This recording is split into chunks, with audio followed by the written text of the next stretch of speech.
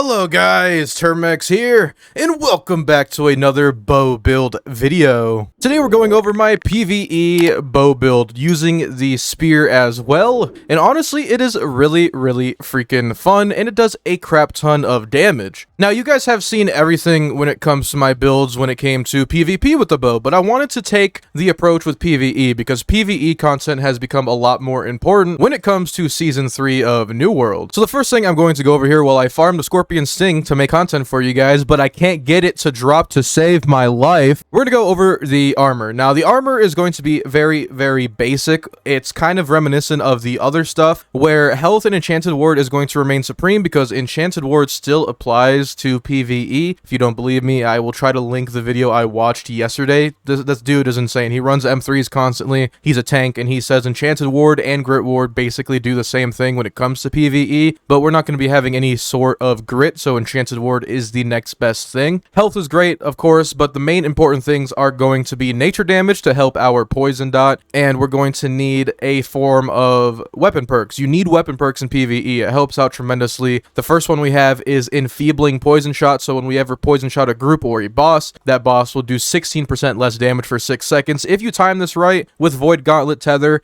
you get like a almost 50% reduction, or if you have a Spear Weaken Skewer, it does work. We're not running that just because on Spear I don't want to go headfirst into the boss and get myself killed. If you're doing damage, if you're going to be a DPS with a bow in PvE content, the last thing you want to do is stay in the boss's face and lunge in front of your tank or in front of your melee DPS. It will slide on the normal and maybe M1s, but when you hit M2s and M3s, you're just going to be throwing for the group if you're constantly trying to get up in the shit in a light armor build. It's just, you're not going to be helping your group. Maybe if your tank's good enough and everything's focusing him, you could get a jab or two in, but with most bosses, it's not going to slide. So on the armor, I do have the thrust resistance. You could always slot this if you really want for slash, but if you're in a range gameplay in any way, shape, or form, you're going to primarily take range damage and elemental, especially elemental damage, because when it comes to the mutated dungeons, most of the time, all the downfalls are elemental based, like the corrosive ring, or the frost orbs, or the fire procs when you dodge too much. There's a lot of different elemental procs, so you want to build up your elemental. I don't really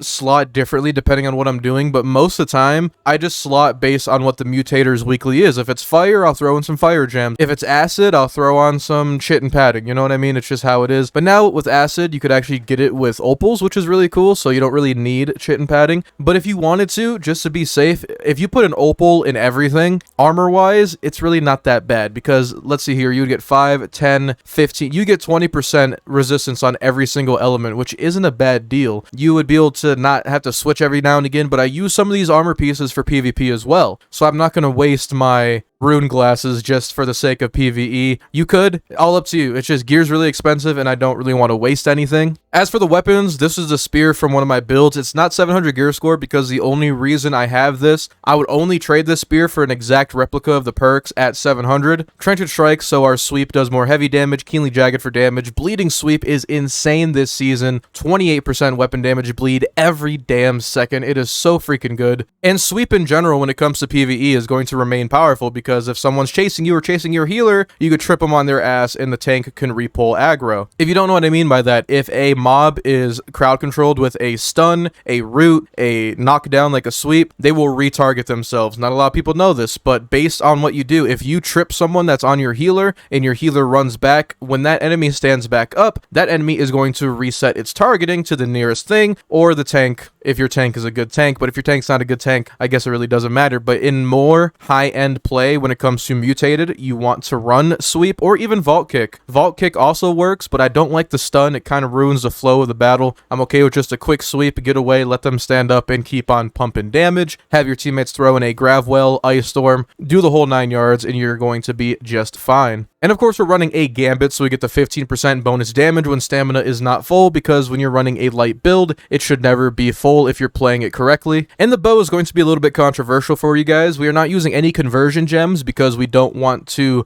do less damage on certain expeditions. I want it to be more universal. I want this build to be able to rock any expedition without the need of gem swapping every 4 seconds. Attunement would be nice, but like I said before, the damage that you're going to be doing, I don't want it to be elemental. if that makes sense. I want raw thrust, and if they resist thrust, then so be it, because you're going to make it up in other ways. So we have Keen for more crit chance, so we could hit a lot more critical hits, and that's going to help us tremendously with our damage, because critical hits in PvE, they're very, very needed comparatively to PvP. PvP, everyone has a resistance based on their equip load, but in PvE, it doesn't matter. Get some rend on them, and you're going to be doing insane damage with your crits. Keenly Jagged for the damage over time, which is going to proc with our intelligence perk. I'll get into that in a minute. And Penetrating Rapid Shot. You want this on your bow to do the most damage in PvE. I'm going to say it again. You want Penetrating Rapid Shot on your bow if you want to do the top damage in PvE. The reason being, every single arrow does technically count as a light attack, but that's really not that big of a deal, because now we get a 35% armor ignoring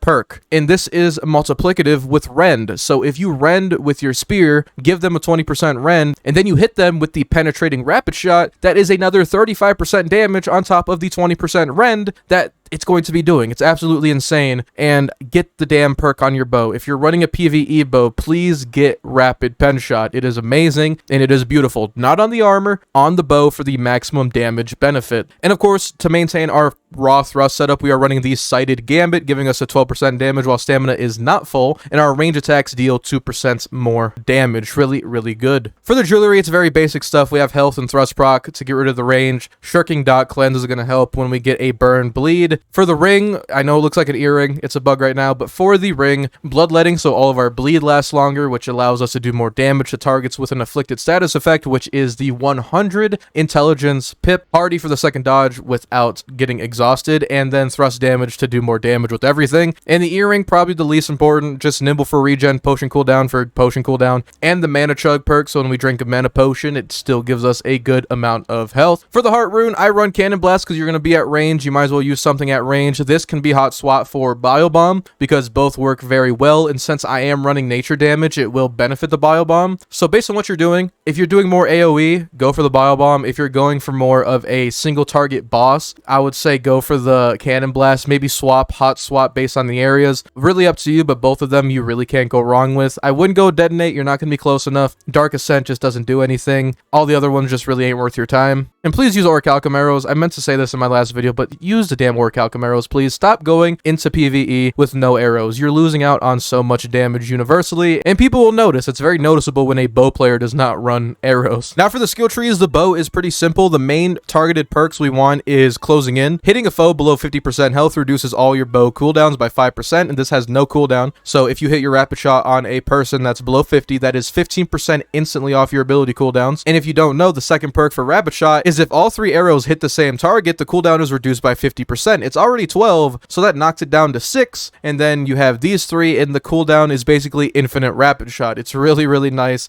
If you don't know about it, now you know. All you need is the second pip on rapid accuracy, and you need Closing In the left tree. And of course, we're still rocking the dots because right now Rain of Arrows is hitting like a truck, and Poison Shot to go alongside our nature damage is also going to be doing very, very well. Here's a picture of the whole tree if you want to take a screenshot of it now. And then the spear is pretty easy. We're not opting for some traditional PvP perks. We do have things like Invigorating Crits for stamina regen, the Invasive Maneuvers for less stamina consumption on our dodge. So when we hop in with a skewer, hop in with a perforate, we can slide backwards and not be stam drained and still be agile, but still helping out our team with applying the rend from perforate and the insane amount of bleed from skewer, but also the insane amount of bleed from sweep. With this build setup, we are hitting probably for 1200 bleed per tick just from the sweep bleed, which is absolutely insane. And you want the right capstone because we deal more damage on the target for each debuff they do have, which is amazing. It stacks up to 30%, which still isn't really that bad, but for certain bosses, when you can melee, it does help out tremendously, or when those random adds just want to stick on you for some reason, you can just deal with them rather quickly. Now for the attributes, this is where it's going to get complicated. What you're going to want to do is have 100 strength to give us the physical damage, the heavy attack damage, and the light attack damage, plus it benefits our spear damage. Then on dexterity, you want the 350, so so we get all the dexterity bow perks. But over into intelligence, you want the 5% damage to targets afflicted with a damage over time, which is going to proc from keenly jagged, which is both on our spear and our bow. Now I know it says perk stacks 1 of 2. Just so you know, if you keenly jagged somebody with your bow, swap over to your spear, you will not proc that keenly jagged again until the original cooldown from your bow's keenly jagged is over. You could argue, well, that's a waste of a perk, but based on what you're doing, it's good to have it on both weapons so you don't have to switch to your bow, wait for the bleed, and then have to worry about switching back and forth, losing all the buffs specific to that weapon. And of course, we get the bonus damage to random critical hits, and 25 focus will give us a 5% ability cooldown reduction, making the infinite rapid shot that much better. And then finally, 105 con, and when you have 105 con, all you guys have to do is pop I'll give you guys the name of it, the Banana Parfait, which gives you 48 con for the next 50 minutes, and that will put you right at 150 con. That's what I found to be the highest damage and the most benefit for PvE. If you really wanted to, you could take out more con and put it into strength, or take out more con and put it into dex. I know a lot of people that run bow feel confident enough to run basically 0 con in PvE content. If you're one of those people, go right ahead, but personally, I like to have another chance if I screw up, because I screw up a lot when it comes to PvE content. But I'm going to keep farming for the Scorpion Sting so I can get a fun build for you guys. I have been enjoying this PvE build, and if you want to see any PvP content related to bow, it's everywhere on my channel. My channel is mainly aimed towards bow players, so if you want to stick around, make sure you hit the subscribe button down below. It really does help out the channel. We're about to hit 30k freaking subscribers, so thank you guys so much for watching. Make sure you hit the like button so more people check out my New World content. Stay safe, and I will see you guys later.